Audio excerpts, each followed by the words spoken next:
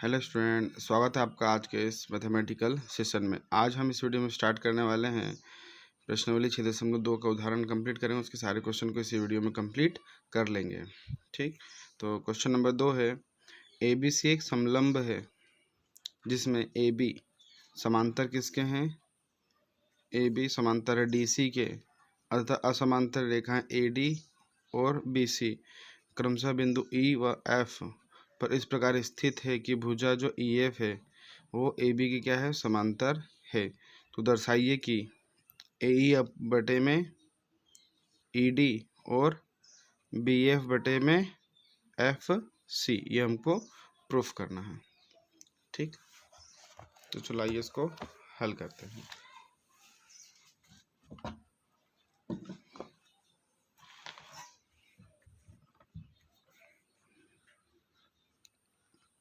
उदाहरण नंबर 2,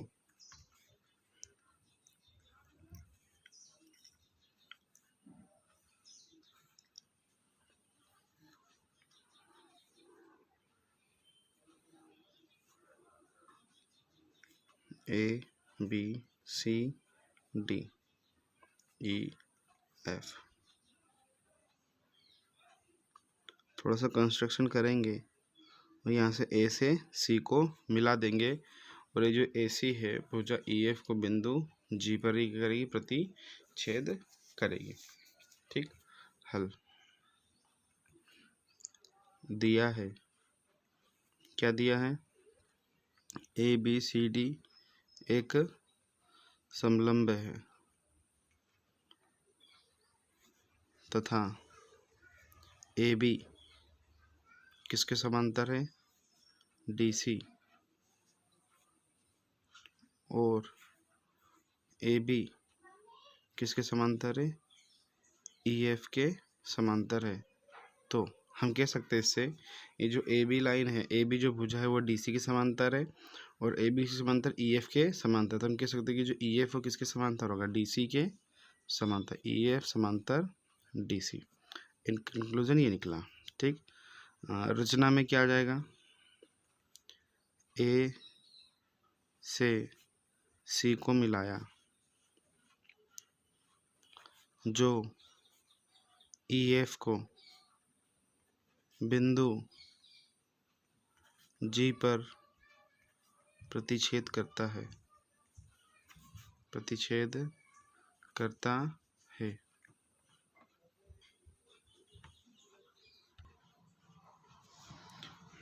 और हमें सिद्ध करना है, सिद्ध करना है, सिद्ध करना हमें ए ई बटे में ई डी बराबरी से बी एफ अपॉन में एफ सी, ये हमें सिद्ध करना है।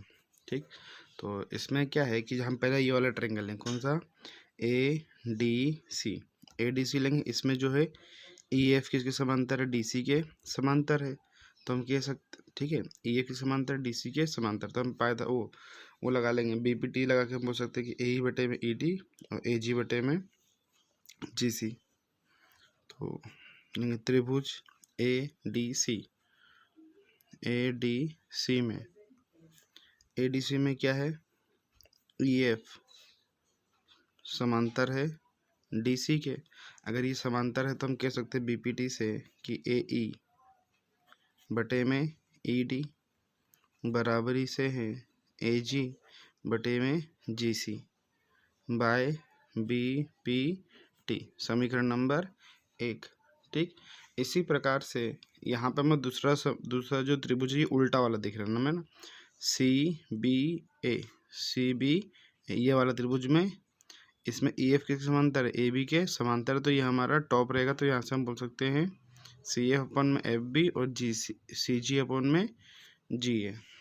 ठीक, तो हम बोलेंगे कि त्रिभुज सी बी ए में, सी बी ए में क्या है? ई एफ समांतर है ए बी के। तो हम कह सकते हैं इसमें कि सी एफ अपॉन में एफ बी बराबरी से सी जी अपॉन में जी ए बाय बी पी टी। समीकरण नंबर नहीं 22, समीकरण नंबर 2 नाम नहीं दे इसका, ठीक है। हमें क्या करना है, देखो कोई लेंथ है, लेट अस सपोज एक ये पॉइंट ए है, एक पॉइंट ये बी है, ये है बी है, इन दोनों के बीच का जो डिस्टेंस है वो 5 सेंटीमीटर का है। क्लियर। तो अब एक कंक्लूज़न ये है, चाहे मैं ए बी बराबरी से 5 सेंटीमीटर लिखूं या बी ए बराबरी से 5 सेंटीमीटर, ये क्या है, लेंथ है ना, पर लेंथ चाहे हम ए से बी को नापे चाहे बी से ए को नापे, लेंथ तो आनी उतनी है, लेंथ तो चेंज नहीं होगी। तो इसी टाइप से यहाँ पे जो सी एफ है, सी एफ को हम क्या लिख लेंगे, एफ सी, एफ बी को हम क्या लिख लेंगे, बी एफ, सी जी को हम लिख लेंगे जी सी, और जी ए को लिख लेंगे हम ए जी। क्लियर। बस हमने बस उसका अक्षर को आगे पीछे कर रहा है, बात तो वही रहेगा जो उसकी लेंथ है। अब यहाँ पे हम इसको व्युत्क्रम करेंगे ना, व्युत्क्रम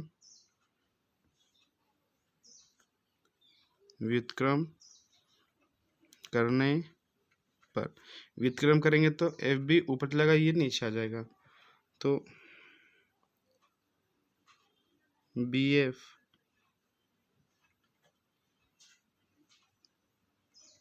बटे में बी एफ बटे में एफ सी, और ए जी बटे में जी सी।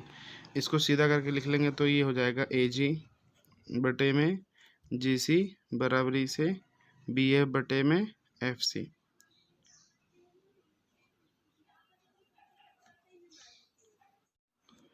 समीकरण नंबर 2, समीकरण 1 और समीकरण 2 में आप देखिए, समीकरण 1 में क्या लिखा, ए अपन में डी इज इक्वल टू ए जी अपन में जी सी, और इसमें भी ए जी अपन में जी सी, सॉरी वो पहले से ही था, इसी को समीकरण नंबर 2 दे देते हैं, ठीक है। तो अगर आप देखेंगे तो समीकरण 1 और समीकरण 2 में है ना, आर एच एस क्या है, इक्वल है, आर एच एस इक्वल है तो एल एच एस भी क्या होंगे, इक्वल होंगे। तो हम बोल सकते हैं समीकरण 1 व समीकरण 2 से, समीकरण 1 व समीकरण 2 से हम बोलेंगे आर एच एस इक्वल है तो एल एच एस भी इक्वल है, तो ए ई बटे में ई डी बराबरी से बी एफ अपॉन में एफ सी, यही हमको सिद्ध करना था, ठीक। तो चलो आइए क्वेश्चन उदाहरण नंबर 3 को हल करते हैं।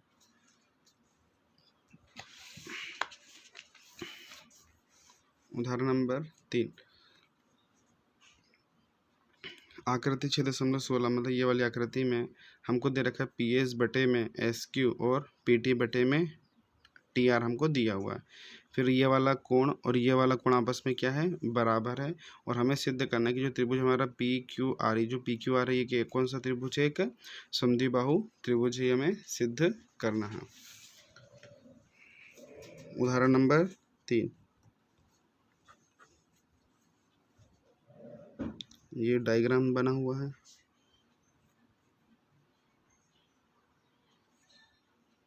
P Q R S T, ये वाला कोण, ये कोण आपस में बराबर है।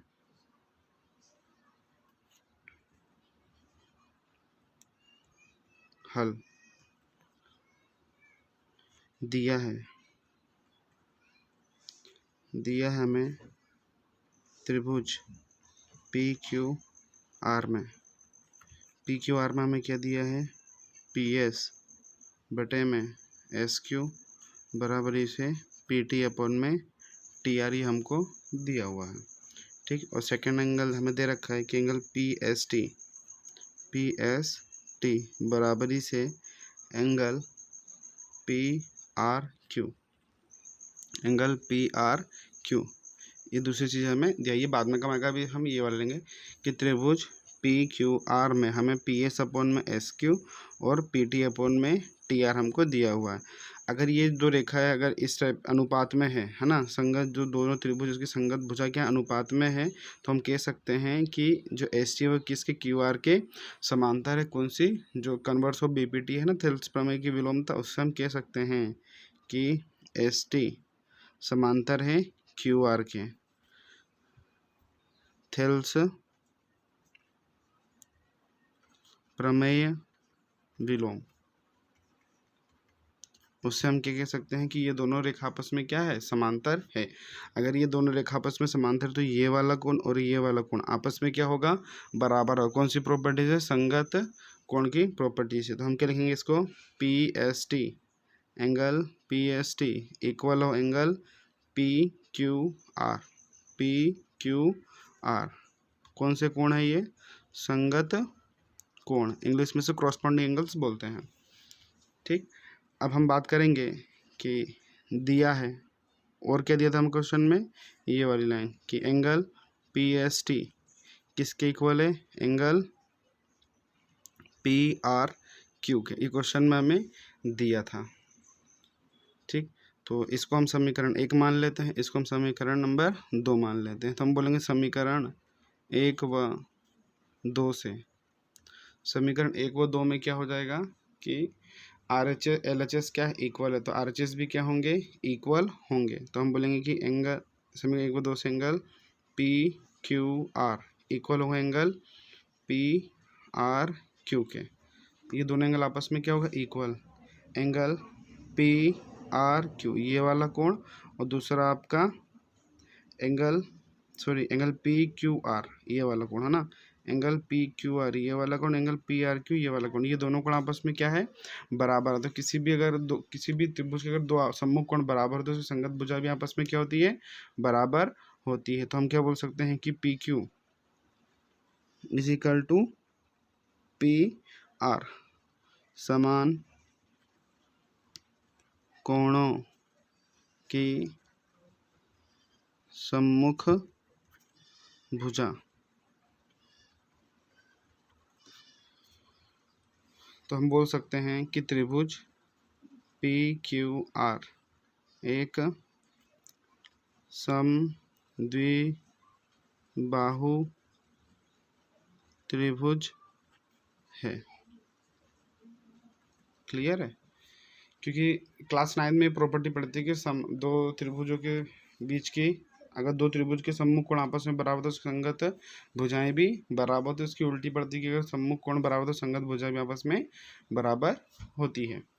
उसके बाद में हम क्वेश्चन नंबर 7 पढ़ेंगे बुक का।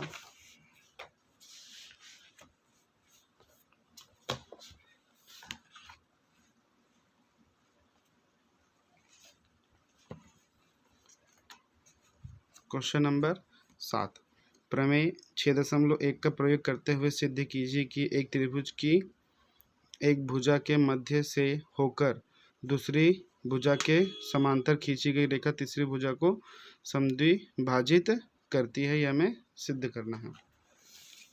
ठीक, क्वेश्चन के अकॉर्डिंग हम क्वेश्चन पढ़ लिए हैं, उसके अकॉर्डिंग हम उसका डायग्राम बनाएंगे। क्या है क्वेश्चन कि एक त्रिभुज, क्वेश्चन नंबर 7, एक त्रिभुज है, ये हमने पहले एक त्रिभुज बना लिया। ठीक, इसमें एक त्रिभुज की एक भुजा का मध्य बिंदु, ये जो भुजा इसका ये है मध्य बिंदु, मध्य बिंदु से होकर दूसरी भुजा के समांतर, ये दूसरी भुजा इस भुजा के समांतर एक लाइन मैंने ऐसी ड्रॉ करी। ठीक, तो मुझे बताना है कि जो तीसरी भुजा जो है इस बिंदु पर जो संदेश कर रहा है, ये वाली भुजा ये भुजा आपस में क्या है, बराबर है, ये मुझे प्रूफ करना है। ठीक, तो नाम देते हैं ए बी सी, इसका नाम डी, इसका नाम ई। क्या दिया है हमें, दिया है जो डी है, बिंदु डी ए बी का मध्य बिंदु है, ए बी का मध्य बिंदु है। अभी ए बी का मध्य बिंदु तो हम क्या कह सकते हैं, ए डी बराबरी से बी डी। क्लियर, दूसरा बात हमें दे रखा है जो बिंदु डी से हमने जो लाइन ड्रॉ करी है डी ई, ये किसके, बी सी के समांतर है। तो हम बोल देंगे कि डी ई समांतर है किसके, बी सी के समांतर, ही क्वेश्चन में हमें दिया हुआ है। तो हम बोलेंगे कि त्रिभुज ए बी सी में, त्रिभुज ए बी सी में क्या है, डी ई किसके समांतर है, बी सी के समांतर। तो थेल्स प्रमेय लगाएंगे तो क्या हो जाएगा, ए डी बटे में बी डी बी बराबरी से ए ई बटे में ई सी।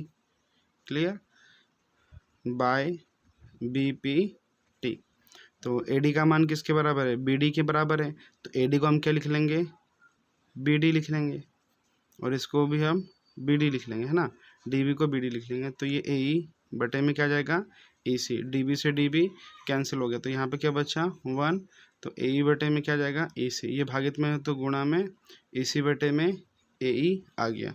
तो ये ए सी बराबरी से ए ई आ गया, ए सी बराबरी से ए ई तभी होगा जब ई क्या होगा, ए सी का मध्य बिंदु होगा। तो लिखेंगे अतः ई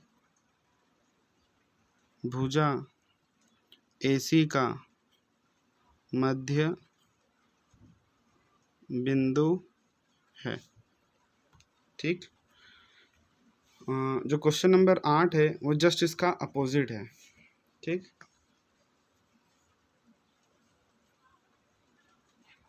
क्वेश्चन नंबर 8 है, वो कह रहा है कि प्रमेय 6.2 का प्रयोग करते हुए सिद्ध कीजिए कि एक त्रिभुज की किन्हीं दो भुजाओं के मध्य बिंदु को मिलाने वाली रेखा तीसरी भुजा के समांतर होती है। क्वेश्चन में दिया है कि कोई त्रिभुज है, त्रिभुज की दो भुजाओं का मध्य बिंदु, यानी ये जो भुजा इसका मध्य बिंदु ये हो गया, इस भुजा का मध्य बिंदु ये हो गया, इन दोनों को जब मिलाएंगे तो हमें ये बताना है कि ये जो रेखा है, ये जो तीसरी रेखा है, इस तीसरी रेखा के समांतर है। तो इसका नाम दे देंगे ए बी सी, मध्य बिंदु का डी, और इसका नाम ई। तो हल दिया है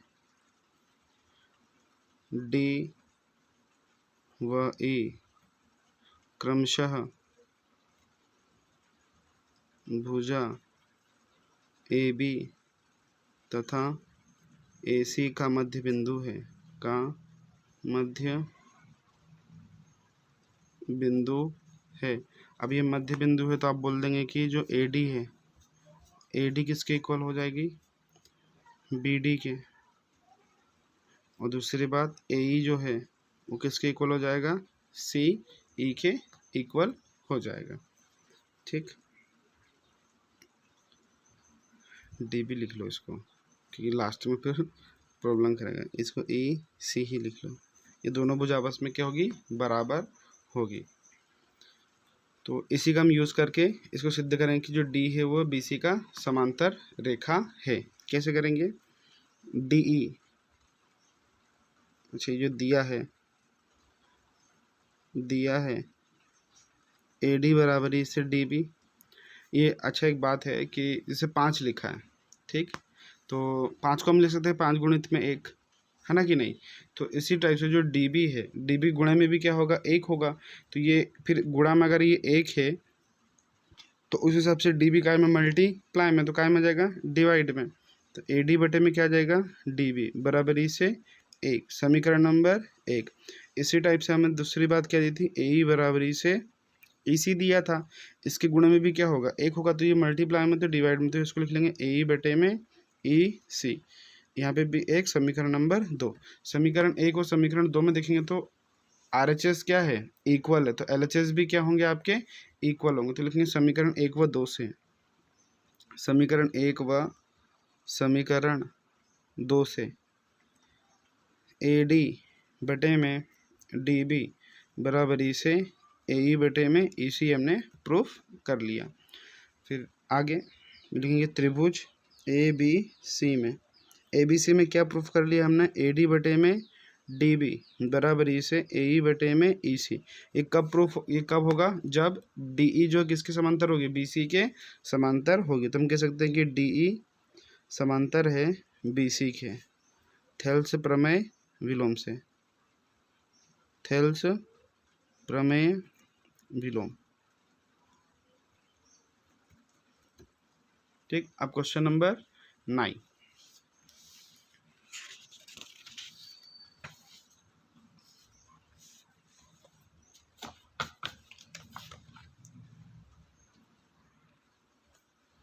क्वेश्चन नंबर 9, त्रिभुज ए बी सी डी समलंब है, जिसमें ए बी समानांतर डी सी है तथा इसके विकर्ण परस्पर बिंदु ओ पर प्रतिच्छेद करते हैं तो दर्शाइए कि ओ ए बटे में ओ बी बराबरी से ओ सी बटे में ओ डी हमको प्रूफ करना है। ठीक, तो पहले क्वेश्चन नंबर 9 हम इसका डायग्राम बना लेते हैं। ए बी सी डी क्या है, एक समलंब है।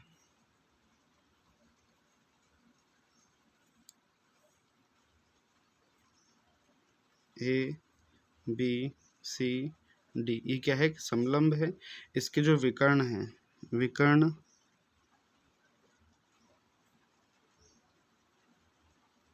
ये इसके विकर्ण है। जो विकर्ण है बिंदु ओ पर क्या कर एक दूसरे को प्रतिच्छेद कर रहे हैं। ये क्वेश्चन में हमें दिया है। ठीक, हल दिया है ए बी सी डी एक समलंब है। अभी समलंब है तो ए बी समानांतर किसके हैं, डी सी के समांतर है। ठीक, दूसरी बात हमको क्या दिया उसने कि इसके जो विकर्ण बिंदु पर प्रतिच्छेद करते हैं। तो यहाँ पे हम सिद्ध करना है, हमें सिद्ध करना है। सिद्ध क्या करना है हमें, ए ओ बटे में बी ओ बराबरी से सी ओ बटे में डी ओ, ये हमें सिद्ध करना है। दूसरी बात हमें क्या दी है, और क्या दिया, कुछ नहीं दिया। हम यहाँ पे रचना करेंगे। रचना क्या करेंगे, यहाँ से ओ से एक लाइन ड्रॉ करेंगे यहाँ तक के ई तक के। ठीक, तो यहाँ पे हमने एक लाइन ड्रॉ करी है, ओ ई एक रेखा खींची